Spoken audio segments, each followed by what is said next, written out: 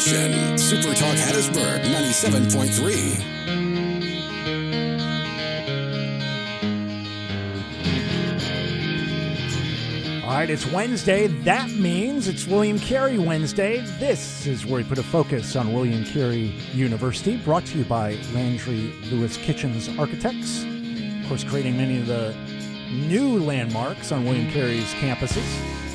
But joining me in studio to talk about William Carey's summer missionaries, Dr. Landon Adams, Assistant Professor of Religion and Director of Carey's Baptist Student Union. Good morning, Landon. Welcome. Good morning. Thank you for having me. It's always good to see you.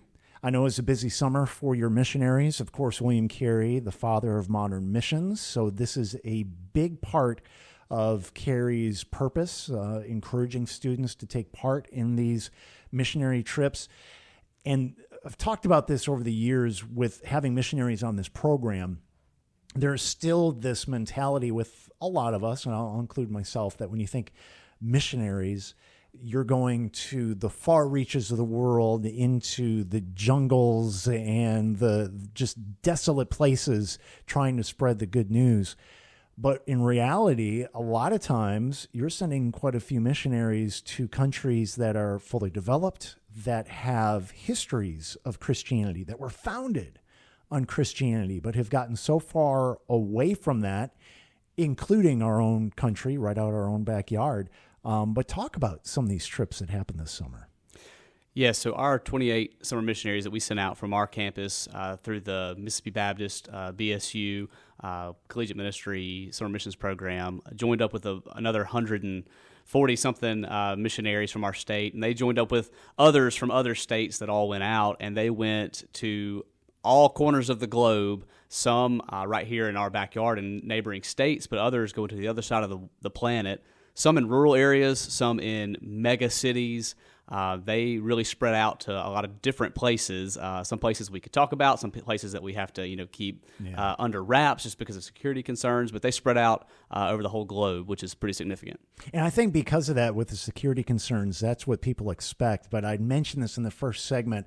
Our church supports a ministry in Scotland, and I just had this conversation last week with an individual about a lot of area churches now supporting mission work and sending missionaries to the United Kingdom. That was one of the places where you sent missionaries.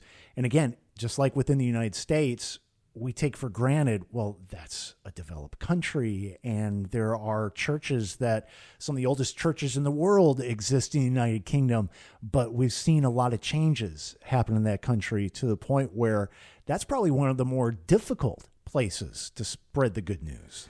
I was talking with one of our students that we sent there, and they said it was far more difficult than they had imagined that it was going to be. They had already prepared that it might be difficult than they thought, but it ended up being far more difficult. These places that, like you're saying, they have historic Christian heritage, thousands of years sometimes. Mm-hmm. It can become so commonplace that it just kind of fades into the landscape. But we know that, the generation that's alive right now wasn't there then. And so right. With each generation of people, Christians, we have to be speaking the good news and sharing the good news and living that out generation to generation. And so unfortunately, in a lot of places that have historic Christianity, real living Christianity might not be there in the ways that people might assume. Yeah, and even just the history of William Carey going to India, and people will probably be amazed if they look into it, the spread of Christianity through China and how just vibrant it was at one point.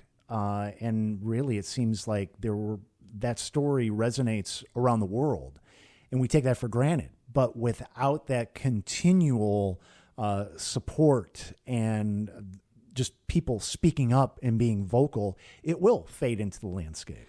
Yeah, and I think I teach a class on Baptist history and heritage, and I'm a staunch Baptist. And one of the things that is really important about having a Baptist identity is that Christianity has to be a bottom-up thing. Mm-hmm. It has proven time and time again throughout the history of the world that top-down doesn't really work. Yeah. And so unless people are, congregations of gathered believers are sharing their faith and showing their faith, it's never going to work being pushed from the top down from governments or in some sort of societal way of trying to push Christianity on people, because Christianity at its heart is following God and denying yourself. And no one can make that decision for you, and nobody can make someone else deny themselves. It has to be a thing that is between you and the Lord himself. Yes. So talk about you mentioned the one student going to the United Kingdom and just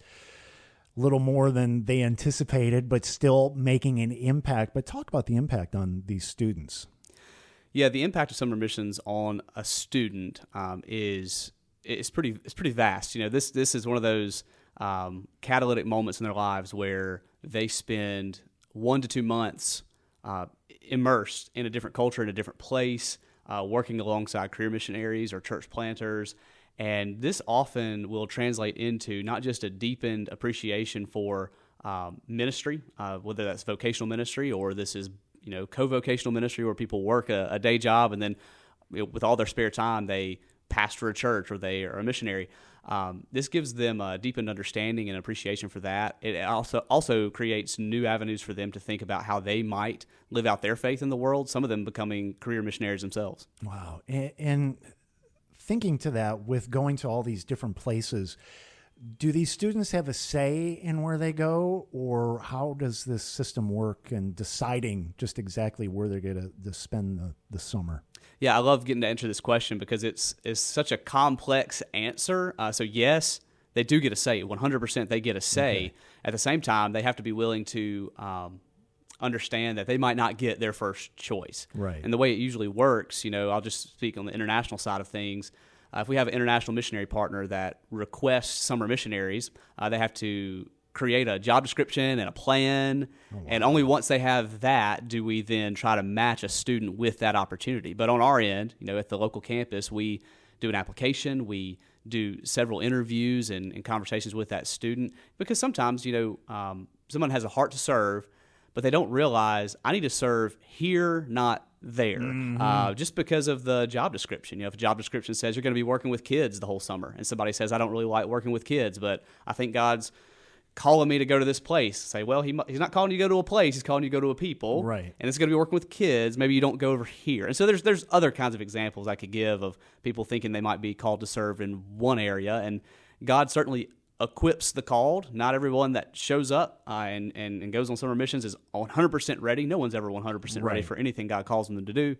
At the same time, if God shaped you for one kind of ministry and you're insisting that you need to go do this other kind of ministry you're not shaped for, we try to think of it as chess pieces. It's not checkers. Right. This is chess pieces. And so we definitely try to help students navigate that, and we're not going to send a student to a place that's going to be so far removed from what they're shaped for that they're going to be ineffective or frustrated all summer. But they 100% have a say, and it's all voluntary. Yeah. So sometimes we have students that go through the whole process and then right at the last minute decide they're not going to go, which is 100% up to them. It's 100% their opportunity that they're doing. So that's interesting you bring that up, because I was thinking while you were talking that if they feel the call to do this in the first place, there has to be somewhat of an open heart in that reality that it's out of my hands. This is all up to you. And that's ministry for so many. You have to listen to that call, and it's not up to us. And just like with Dr. Burnett looking at the faculty at William Carey and seeing things in them that they may not see in themselves and moving them around, kind of like chess pieces in the same way. That's how God works, that we have to have that open heart. It's like, I feel that I need to go into the mission field. Tell me where to go, God. But like you said, there's always going to be apprehension, but I can't imagine someone just fighting tooth and nail to come in. It's like, I want to do this, but I put Orlando on my list, and no, I'm not going overseas. Yeah, that's super rare. That's super rare. You're right. Usually it is an open heart, and so an open heart and open mind go a long way. And there's so many different kinds of summer mission opportunities that we have. There is, I can almost guarantee a student we have an opportunity for you that would be the right fit for you. Yeah. And then even if it's not through us, there are ample opportunities, like you're saying, through your church particularly. There's other churches in the area that do short-term mission trips or have long-term relationships with a career missionary somewhere that could take them. but we have a pretty good process that we work through with Mississippi BSU Summer Missions. But we have so many different opportunities out there. We do our best in the months between right now and May to get students prepped and ready and put into the right channels. Wow. And of course, this is also going on throughout the year with so many organizations within the school doing mission work. Again, William Carey is the father of modern missions, so this is a big part, even outside of the summer missions. Yeah, there was a German Baptist church planter missionary in the 19th century who insisted upon the phrase, every Baptist a missionary. It's not just every Baptist a missionary, it's every Christian a missionary, honestly. When we think about following Jesus, like he is God on mission. God is a missional God, and we are called to participate with his mission. It's not ours, and we can do that starting right here in Hattiesburg and going around the entire world. Well, and that's the Great Commission. That's what we're all called to do, whether you feel it or not. And that's just it, too. I imagine for a lot of these students, again, we have a mindset of missionary. You're going around the world and reaching people who have never heard of Jesus. But a lot of times, the biggest mission field is right outside your front door. It is, and if you're not willing to serve and to reach here, you shouldn't think that you'll serve and reach there. And so one of the things that we try to position our students well in at the beginning of the year, like right now as the semester has already started, is if you're not willing to talk to the person across the hall on your dorm floor, I'm not very keen on sending you to the other side of the world to attempt to reach people there. Yeah. And so we try to get our students to understand this is a present reality. This is a now thing here. And then, hey, it could be you go to the other side of the world. It could be going to the next state over. It could be we had one in our state, a new opportunity in our state that we sent up to the Delta. Oh, wow. So we had someone as close as the Delta in Mississippi and people as far as the other side of the planet. But if they're not willing to serve and reach here, they're not going to serve and reach there. That's such a good point. And then coming up on Friday, the returning summer missionaries are going to gather at the Baptist Student Union at the King Center, have lunch, and share their experience.